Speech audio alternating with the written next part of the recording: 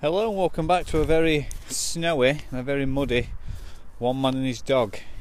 It is now the 1st of February. It's a Sunday dinner time-ish, and I'm out in the field and really quite struggling with the mud. Frank's doing okay, lightweight, can scale the ground quite well. Go for some mud, some water. Frank, you alright? He's alright. So yeah, I thought I'd break this up into two parts this month. I'll do the first part showing some snow. This is the weekend before the Leeds Retro Fair, and I'll probably do part two. Well, we'll be doing part two afterwards. It's a bit windy. I'm just using my external mic. I don't know how well it's gonna come out. Look at that for mud. Let's get through this very carefully. I don't want to fall over. It's really cold today. Poor Frank is. Can I zoom in? Oh, we can. He's struggling. This part. Just keeping to outside though. That's it. Come on. Oh, look at your paws. Muddy paws. Come on then. And then we've got a bit of a. It's quite deep, this part actually. Oh God. Zoom back out. Careful. It's actually naked. Forgot to put his collar on. Well, we left the house and we started out with his coat on, but he refuses to walk with his coat, so I've had to take it off. Just approaching the woods now, and part two, I'll be in the woods and I'll be talking about various things. Leeds Retro Market for one, my new intro, which was kindly done by another tuber, and probably some other bits and bobs that I've thought of. So I'll see you in part two. So yeah, it's a bit bleak today. The sun's not really shining. Come on, Frank. So yeah, I'm looking forward to when it does get a little bit sunnier. Will be nice. Obviously, you guys will get to see a change of scenery, I suppose. So when I get back, got some Sunday dinner on the go. Way up, someone here, someone coming towards me. So anyway, when I get back, I want to play a bit of. I think I'm going to play a bit of Streets of Rage 2 on the Mega Drive.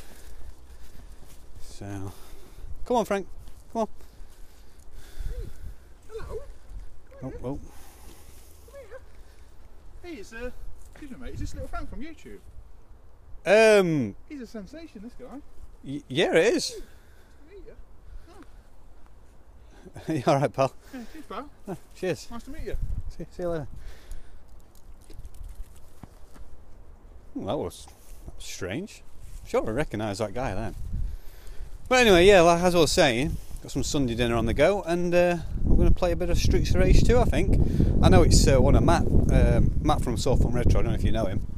It's one of his favourite games, so yeah, we'll certainly give that a bash when we get back. Well, isn't that nice? The sun has now come out. Wind's got up though, so I don't know how it's going to come out with my external mic. But as soon as we're talking about Matt from SoulFunkRetro, I'm going to attempt a video response to him because he's recently tagged me. And I believe this all started with Dave, Infected Flinch. And the title of the response is "You Can't Take It With You." So there's 4 questions. First question: do you struggle buying games? If so, why? Now I know a few people have already commented saying that they struggle buying games with, you know, money constraints and so on. For me, that is a little bit of a factor, but I struggle actually finding time to play games. So for my busy lifestyle, my busy life, I like to buy games that I can just pick up and have half an hour, 60 minutes, you know, a quick blast on them. Nothing too taxing, nice and simple.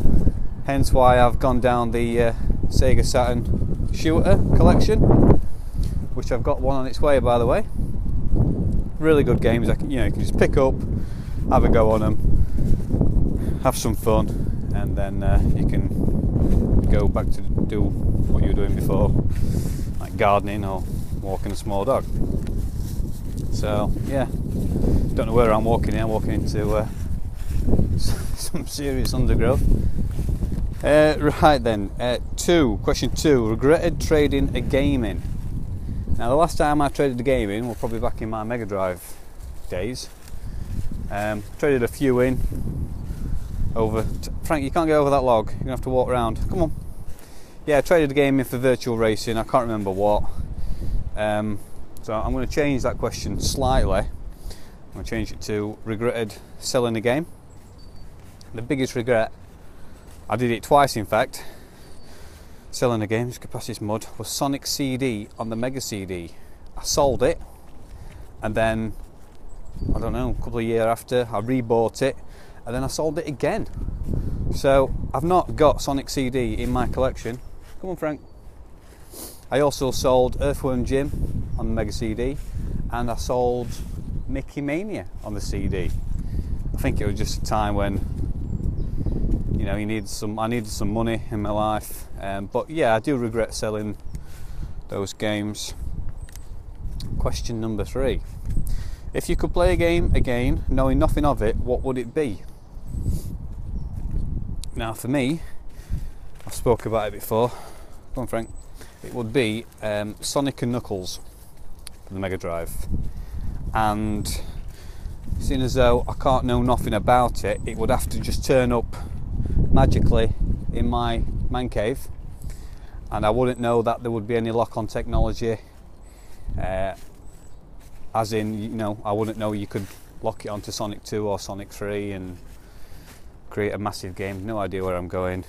It would just be totally brand new, because back in the day I do remember spending many an hour just locking it onto Sonic 2 and playing through as Knuckles, which were really good.